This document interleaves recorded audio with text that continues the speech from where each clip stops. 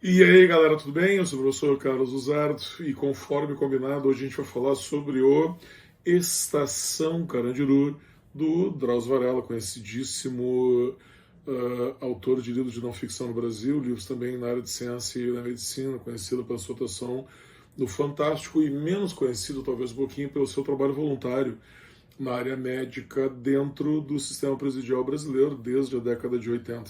Um cara que sabe muito do que ele vai falar daqui para frente nessa nossa resenha sobre o Estação Carandiru. Primeiro vamos contextualizar, tá? O que é, sobre o que trata o Estação Carandiru. Lembra que a gente sempre vai fazer esses vídeos em três partes, né? Uma contextualização, por que o livro é importante, por que ele tem um realce, e hoje a gente está trabalhando um livro já antigo, né, 99, quais são os insights relevantes para esse livro na redação e quais são as conexões. Se você tem interesse para esse assunto, assim, para onde eu posso sair depois, onde eu posso pesquisar mais.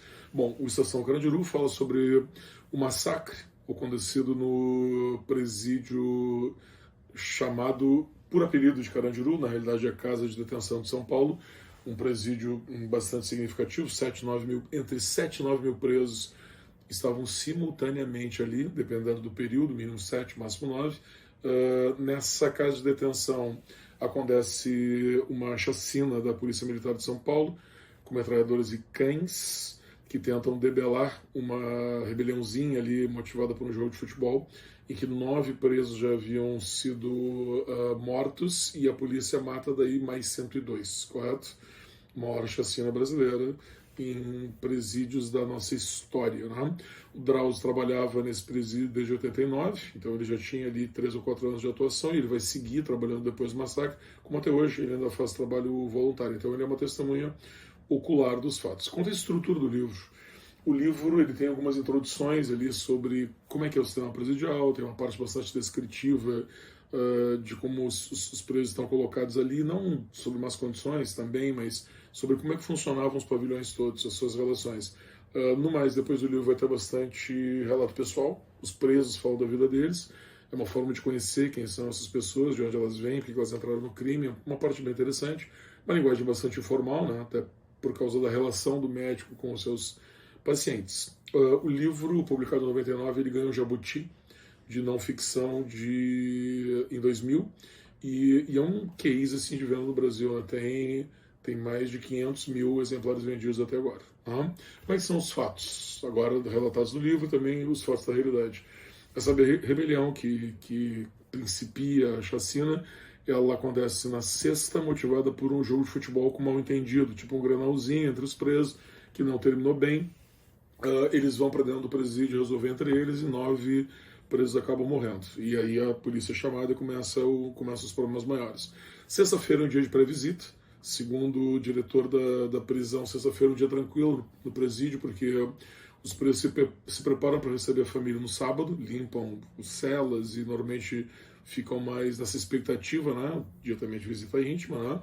E foi toda essa tranquilidade, essa rotina foi atrapalhada pelo jogo de futebol.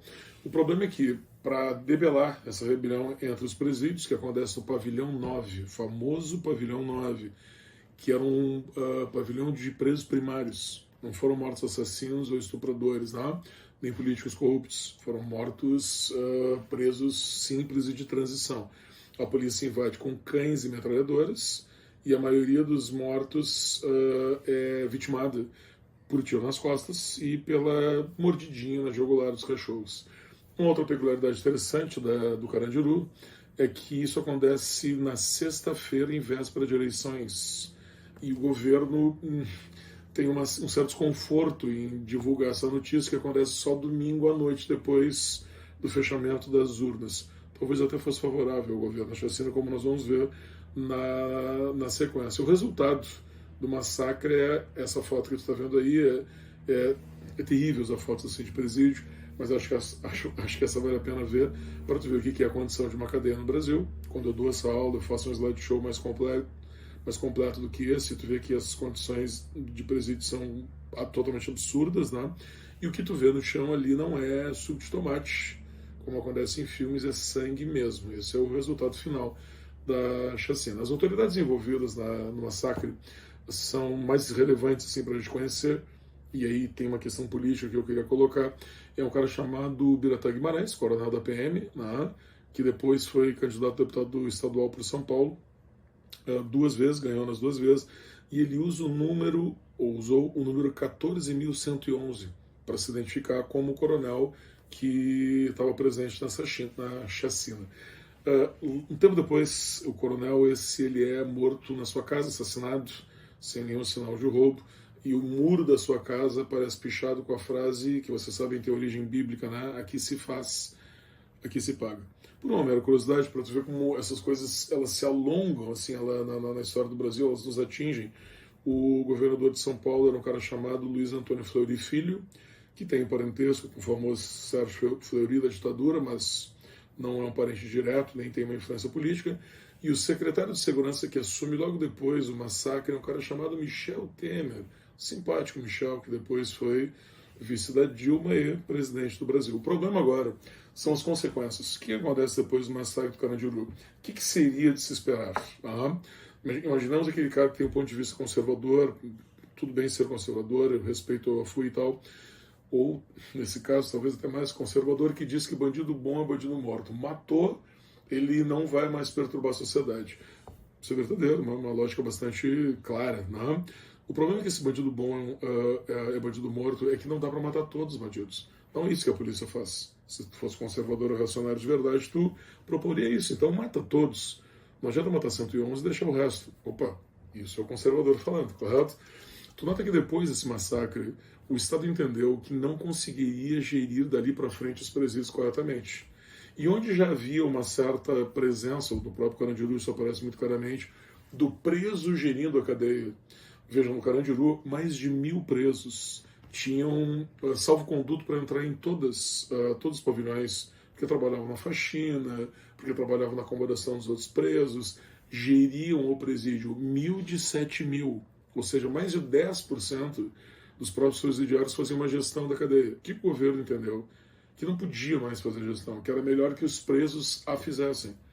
Então terceirizou para os presos e, consequentemente, para as conhecidas falanges, para o PCC, para o Comando Vermelho, a gestão desses presídios. Hoje, o presídio ele é, na realidade, sustentado pelo governo, mas gerido pelas facções. Então não adiantou fazer o massacre. Pelo contrário, o massacre propiciou que o crime organizado, justamente, salvo da presença do Estado, se organizasse ali, fizesse a sua gestão ali. Isso que é hoje a maioria dos presídios que o Estado não governa. Focos do crime organizado. Essa visibilidade permitiu que o Estado se retirasse e que daí as facções crescessem. E justamente aí tu vai ter o surgimento do PCC, primeiro comando da capital, em que, agora tu vai ver uma foto incrível disso, que facilmente pode ser encontrado na internet, para tu não achar que foi eu que escrevi esse negócio, criou um estatuto em que um dos itens dele é a vingança do Carandiru. Tipo, o crime organizado ele se coloca contra justamente, não que eu acho que o PCC tem que vingar, Deus me livre, tu entendeu? Mas tu entende que o Estado permitiu isso. O Estado foi duplamente errôneo na sua condição, pela chacina, que não pode acontecer em lugar nenhum, não pode defender uma chacina, muito menos uma redação do Enem, como forma de justiciamento, correto? E muito menos permitir que o governo, ou que o Estado abandone um espaço público, que é o presídio, passe a gestão dos presos. Isso não pode estar certo. Vamos combinar, não é verdade? Olha o estatuto do PCC aí. Como insight da redação, eu acho interessante uma ideia só. Do Carandiru, uma ideia só acho que já é suficiente para as redações, que é a frase escrita em cima da cadeira do gestor do Carandiru, do diretor, que é assim: é mais fácil um camelo passar pelo buraco de uma agulha do que um rico entrar preso. Entrar na casa de detenção, tudo bem, mas preso, aí o rico não vai entrar. Então é muito menos político, né? Tu entendeu? Então é fácil tu ter um discurso demagógico de que é bom matar bandido, quando na realidade tu não entende como é que é essa realidade. E nesse ambiente aqui que nós gostamos tanto de dizer e clamamos pelo fim da impunidade, tu não vê o político corrupto entrando e nem pagando por ela, né? Não vê esse responsável por estar gerindo o presídio, que abandonou o presídio, engendrou o crime organizado. Esse político não vê sendo penalizado. É mais fácil o camelo passar do que o rico entrar preso, ok? Então o Carandiru é um livro simples, objetivo, que vai criticar isso.